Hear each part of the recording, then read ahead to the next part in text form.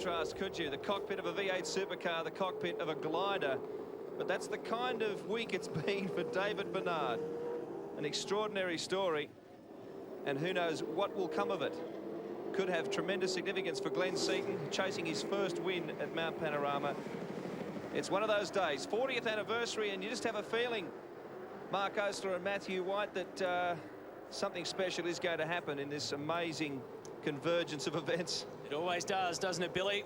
And we'll take a look at the cars on the track. If the campers up around the mountain weren't awake now, before now, well, they certainly are, because the V8 Supercars are thundering around Mount Panorama in this warm-up session, a 20-minute shakedown session, if you like, just to iron out any kinks in the car, any final little adjustments that need to be made will be made right here, right now, because this is their final chance. The next time we'll see them will be race time in a couple of hours' time.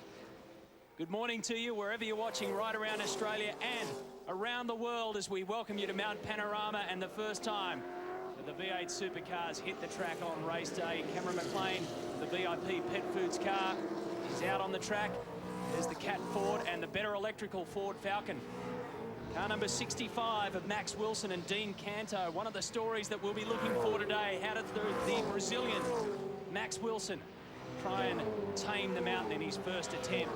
He's had a crack at every other track we've thrown at him, and he's come out all right. Look at the size of the crowd in here. It's 7:15 in the morning, can you believe it? 2 hours, 41 minutes away from the start of the race, and they are packing out this place. This is going to be an enormous event, and as Billy said before, there is an expectation and electricity in the air that something special is going to happen today, as it always does at Mount Panorama. And we talk about thunder from the V8 Supercars. We could have thunder of a very different type. If you have a look at the clouds starting to close in on the mountain, there have been forecasts of thunderstorms across the western slopes and plains of New South Wales. And by the way the weather's closing in here, it could be sooner than later. On board, Craig Lowndes. 00 Motorsport Falcon has been in the hunt all week. Had some good speed from this car. The team are confident has the reliability and the pit strategy to keep it in the hunt all day. It's going to be interesting to see how Lowndes and Compton go. They forged their way into the lead of last year's race, only for Lowndes to slip off down at Forest's Elbow, which put them out of the running. Maybe they can have a better run this year. Just couldn't put it together in the shootout, Craig Lowndes. He had the unfortunate story of having that oil left behind on the track before he went out for his shootout lap. They actually qualified 5th, and they'll start from 9th on the grid as he does a bit of slipstreaming down Conrod Straight. And they can also see, like we can, as Mark mentioned, those clouds overhead. You get a good view of it when you're standing in pit lane and looking up to Hell Corner. So that's where it appears to be coming from. It's just a matter of time, I guess. This day is all about strategy. It's all about pit stops. It is all about tyres. There's so many variables. But Bob Jane, Team Arts 1000. Guys, it's interesting that you talked about the variable of the weather there before the drivers headed out for this session. Mark Skaiffe was on the radio to Jeff Gregg, and he said, look, have you got the latest forecast? And Jeff relayed a pretty positive forecast to him, and Jimmy Richards very quickly got on the radio and said, oh, come on, Skaiffe, I think Jeff's just telling us that so that we keep upbeat for the rest of the day. Well, last year's race, the weather conditions were atrocious.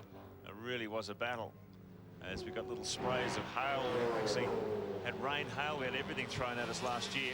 Wasn't that bizarre? It was hailing up the top of the mountain and sunny down the bottom along the main straight. Just the most bizarre conditions. Here's the 05 Holden Commodore of Team Brock. Craig Baird is actually behind the wheel this morning, first up in this warm-up session, but don't worry, Peter Brock will be in the driver's seat when we get going for a race start. They've qualified down in 26th position. What lies ahead for this car? There's the big question. 05, incredible response from the fans. Ticket sales have gone through the roof this year, and a lot of people are putting it down to the return of the king, Peter Brock. On board the Super Cheap Autos Falcon with Stephen Ellery and Luke Youlden. Youlden, who did such a fantastic job yesterday in the Konica 30-lapper. He really did some very quick times and got himself right into a groove, which is good for this team coming into this one. You need two drivers who are evenly matched in terms of pace. Because at this level of competition, you can't afford to have one driver even lacking by 1/10 of a second in comparison to the other. You just cannot afford to give away that sort of time. There's David Bernard sitting in the Ford Credit Racing Falcon for the first time. They sent him out in the warm-up, get him some miles. He's been put in there, we said earlier in the program, as a result of Owen Kelly being struck with an illness. Stewards have been issued with a doctor's certificate saying that he was unfit to race. So David Bernard now has been drafted into the Ford Credit team for the big one. Well, Glenn Seton is with us down here now. David's just hopped in the car. I mean, what's the plan today? How's he settled in? The car's really good, so I thought it'd be best to give David the miles in the car than me keep wobbling around out there. So at this stage, we're looking forward to it. I'll start the race. Naturally, David will do the next stint. We'll just split up the stints as we go. So at this stage, it should be looking good. You've just done a handful of laps just now. How is the car? Car's bloody good, really good. I only just did a half a flying lap. There's that much traffic. It's not worth trying any harder, and car feels really good. So I've just stuck him in to give him some miles. We've had a lot of interest from our viewers overnight, email-wise, etc. How did this all come about? How was it possible to actually get David into Owen's seat? Obviously, Owen wasn't well enough, but how did you go about it? Well, naturally, we can notify up to midday yesterday our situation drivers, and Owen was quite sick on Friday night, right through until midday yesterday, and we had to make a decision midday yesterday. We were very concerned about the health of Owen being able to go through the race, and that's why we made the decision. Cheers, Glenn. Have a great day. Thank you. Well, Mark Skaiffe, meanwhile, has really thrown down the gauntlet. Look at that time, a 2:10.36 in the warm-up. Man who has been fastest here all week, trading blows with John Bowe earlier, but took the fastest time in the top 15 shootout this morning in the warm-up. An ominous sign for the competition, a 2:10.36 from car one. So many interesting stories coming out of this mountain as we take a look at David Bernard just getting used to this Ford Credit racer. Jumped in the seat for the very first time. The story of the day yesterday, the story of the mountain this weekend is this man, Peter Brock. The king of the mountain, 9 times Bathurst winner. On his first one here 30 years ago, and is about to jump in the car and do a driver change with Craig Baird, and you reckon they won't be roaring across the top when they see Brocky in the seat. Well, his teammates just done a good time too, a 2:12.5 for Baird. That's 5th fastest in the warm-up.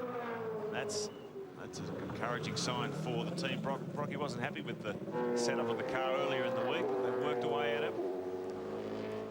And judging by that, at 2:12, mid-12, it's a good time. That's a race time. If they can grind around at that, although they'll be looking good.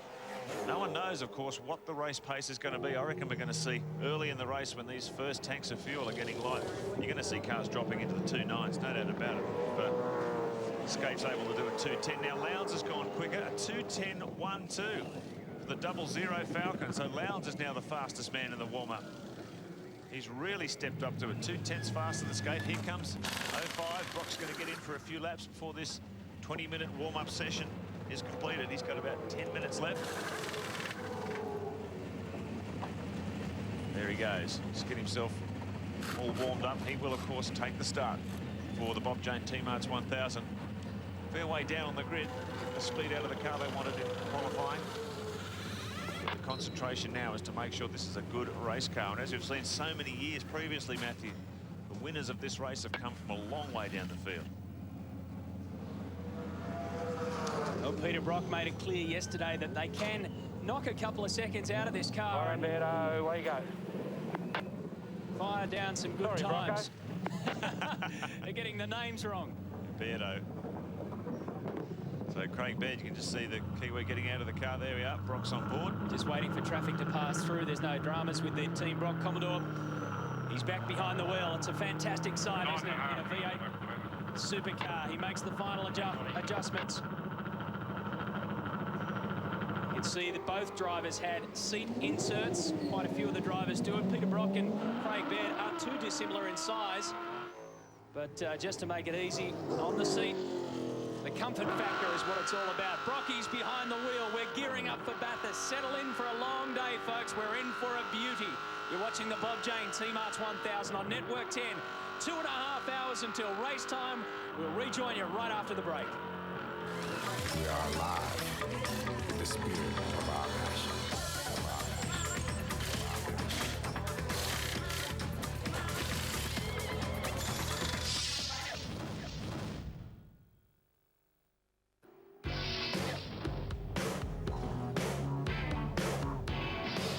We're back on the mountain warming up for the Bob Jane T-Marts 1000 for 2002, and so many of the frontline cars are getting their times down in this warm-up session. It's going to be a very exciting race. David Bernard is dialing himself into the Ford Credit Falcon with a 2:11.9 in this warm-up session, and Mark Larkin's car, the Orcon Falcon, interestingly, they just left the pits and taped over the air intake at the front of the car. Temperatures here have dropped remarkably after what was quite a warm start to the day, and it's only 7:30, boys. Very interesting stuff. Will Powers behind the wheel of the Mark Larkin Orcon Ford. Something that we see them do in the Canberra streets throughout that street race that we had earlier in the year is what you just mentioned there, Woodsy, when they tape the front air intake. When it gets too cool out there, you don't want to get... you want to get as much heat into the tyres as you can. You don't want to cool down the brakes too much, so that's something they'll do. Obviously, it's going to get warmer as the day goes on. It's only early here at Mount Panorama, but I don't think it's going to be as hot as what we've had in the last couple of days. Look at the flashing lights from Larry Perkins' car with Paul Dumbrell behind the wheel, just signifying to Will Power, move aside, I'm coming through at the chase. Well, a 2:10.1, Neil Crompton was a great time by Craig Lowndes, fastest so far in this session. Was it done on full tanks? Yeah, the car's in really good shape at the moment, Rusty. We've had a pretty good run. Yesterday I ran around with a full load of fuel and some really raggy old tyres just to feel what it was like, what might be like later in the race, and the car was excellent. It was excellent when I first got here on Thursday, and it's proving to be pretty strong again this morning. Craig brought the car in very quickly after banking that time. They spent a bit of time working on it, and they've sent him out now for the final few minutes. Were there some changes that you made? No, we're just making little incremental changes here and there, just tiny little trims, but really we haven't sort of done much at all. The main purpose of bringing it here is just to do a fuel system check and make sure that we're getting everything out of the tank and just checking what we put back in. So really just last minute checks. Thanks, Cromley. Have an awesome day, mate. Thanks, mate. Well, Craig Baird, while Team Rock might be starting from 26th position, you say that's not necessarily an indication of your race speed. No, not at all. The car's been much better than that. Even yesterday on full fuel load and that, we were only a few tenths off what we qualified at. We just we shared the driving duties in qualifying, and we just ran out of time. Really, just tripped over ourselves. But I think when I jumped out of the car in the warm-up this morning, we were fifth quickest. I think we're somewhere around 10, 11 now. Look, the car's got good race speed, and Peter's doing it easy. That's the difference. So he's doing those sort of times, and he's still having a way with the crowd. So that's pretty promising. Well, Team Rock is smiling, folks, so good luck, Beto. Good, thanks. Craig Baird there with Grant Denyer, Grant and Greg Rust, of course, patrolling the pits right throughout the day, bringing up the speed with everything that's happening, including these kind of things, the pit stops. They pull in just as they come underneath the Dunlop Bridge. There is a blend line there that has been staggered, if you like. They're allowed to cross it where it is a broken line, but as soon as it becomes a straight line, they're not allowed to cross it there, but there are now also markers in there to make it easier to patrol. Now they whack it back to 40 kilometres an hour. There is a line right underneath the Bob Jane Bridge, which is where they have to do it and begin this long haul up pit lane. Just over a minute remaining in this 20-minute warm-up session. Wilson and Canto. Canto out of the car. So time running out. No one has any problems. It's been a most incident-free 20-minute warm-up. Normally, this time of the day, you see someone having some sort of drama. So this is good for a lot of the teams out there. Shows they've done their homework properly. The installations have been good. Billy and I were talking about, you know, buying a ticket to the last hour makes you... That pretty much means that you've got to stand around in the queue, if you like, for the first 5 or 6 hours, and that means out on the track, stay out of trouble. That's all it's about, this one. Stay out of trouble, stay on the lead lap, and then you got a shot. Marcus Ambrose in the Pertec race of the Ford Falcon. They've had their problems already this weekend. He brings it in, driving, of course, to Paul Wheel, the pole sitter from last year. Had a big bad moment across the top of the mountain, and that brings it in to the warm-up session, the last time the V8 Supercars get to feel the track underneath them. 2 hours, 24 minutes. The countdown to the race is now officially on. The pit exit is closed. They cannot do any more laps. What do we get out of that? Craig Lowndes, a 2:10.125, the best time out of that little session. Skaiffe and Richards' car, a 2:10.368. There were only 4 men in the 2:10s. Ambrose was one of them, a 2:10.5, and Stephen Richards was the other with a 2:10.878. Richo, of course, paired with Russell Ingall. And the Garth Tander, Jason Bargwanna entry. Maybe you heard our commentary there when I told him the pit lane was closed at the end. And of course, you're not allowed to use reverse gear in pit lane, so the crew has to come on up and push them back. The 2000 winners of the Bathurst Classic, Tander and Bargwanna, went through a lean year in 2001, a rebuilding year, if you like, for 2002. Rodney Forbes here, car number 7. Whoa, big brake lock-up. Look at that. It's really on fire, coming very close to the back of Porter's car, right off on the grass. Just manages to keep it out of the gravel. And doesn't that just show you, Mark, just how much pace they're carrying in to that area there, because he had the big lock-up well before he hit that turn. There's no way he can control it there. Rodney Forbes having some discussions about what went wrong in car number 7. Mark Skaiffe and Jim Richards are the favourites for this event. We'll take you through the starting grid.